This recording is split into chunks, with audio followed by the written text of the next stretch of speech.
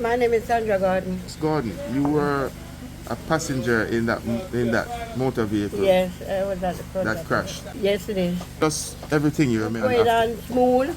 We're walking, I'm driving smoothly. We're coming from Colgate. We're going on a beach trip. So you all left from Kingston? Yeah, to go to the beach trip. We were going to Tashin in St. Anne.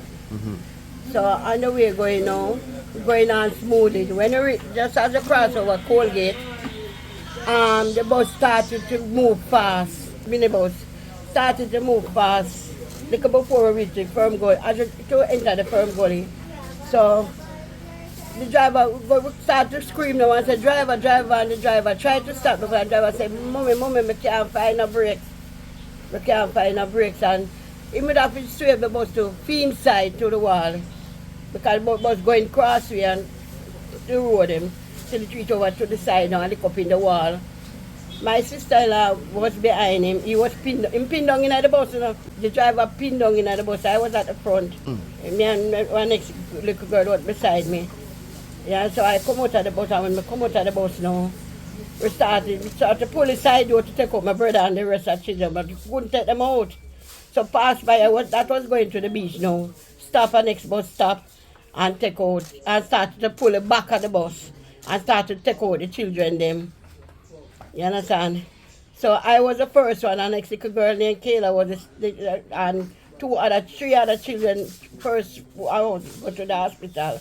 To the St. Anne's, that's our driver assist us to the St. Anne's hospital. And that's how good.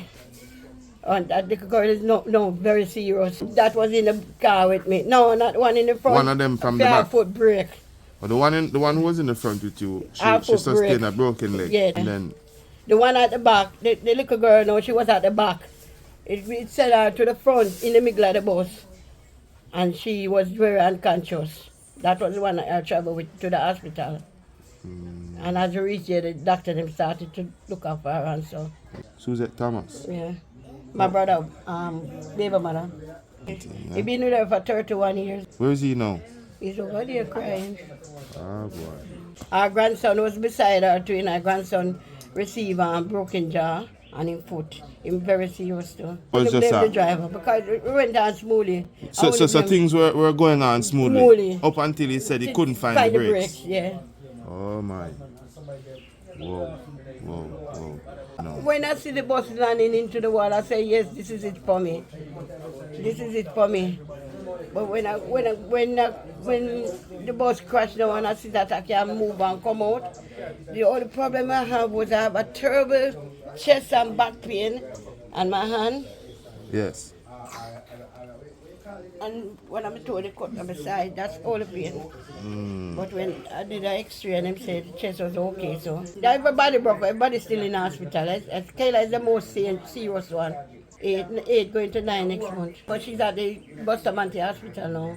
And one next girl named Renee, she's serious. Them going on Kadeen. They live round about them, so they're going to take her to the university hospital. Well, I thank God that I'm still alive. It could be worse. But the driver did his best because he tried. If he didn't do what he did yesterday, all of us probably would be dead. He did his best. He tried. Because you were there right beside him. Yeah, even when he was pinned down into the bus, he turned to me and said to himself, Mommy, everybody all right, everybody all right. I'm going to say, yeah, everybody not all right, but them damaged. You understand? Yeah. Even when him pinned down. And after them start taking out the children in front of the back, them have to turn over the bus to cut him out of the bus. Bus didn't turn over. But after everybody come out and was on the ground, they turn over the bus to cut him out. Oh. Have some broken ribs and so in the hospital. Probably going to turn vegetable. Yeah, that's what the doctor said. God have mercy. Oh boy. What was the last conversation you had with your sister-in-law?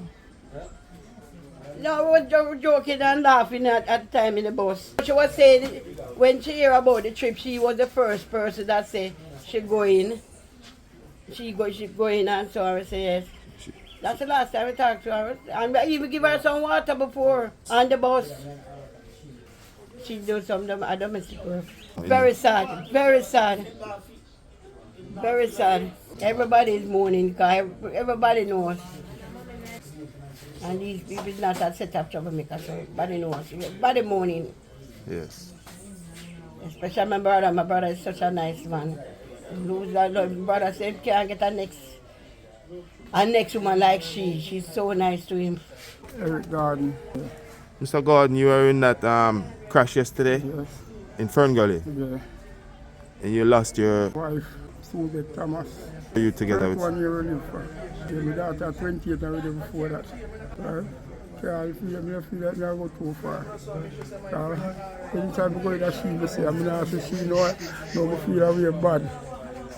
She do everything for me. Me can't go far side again another time. Can't go no far side at all. And me can't eat nothing, me can't hard daughter, me can't even wash clothes like that. I love her, I gone to bed. Plan for marriage, I know. I'm there. I think I let this come up because everybody asks me, so I'm not married her, man. I just can't live so long I'm not married her. Understand? But I miss her, I had night enough to sleep last night. The man couldn't sleep none at all. Couldn't sleep. Every minute we wake up. I miss her. But I tell the driver, slow down, because by the time he start slow down, he finds him now find a break. So he try to bank it to the corner, and bank it to she the on there. And it just like the glass on the wall, the car looking at her head. So she bleed through her nose and her ears and her mouth. Every part of her face damaged.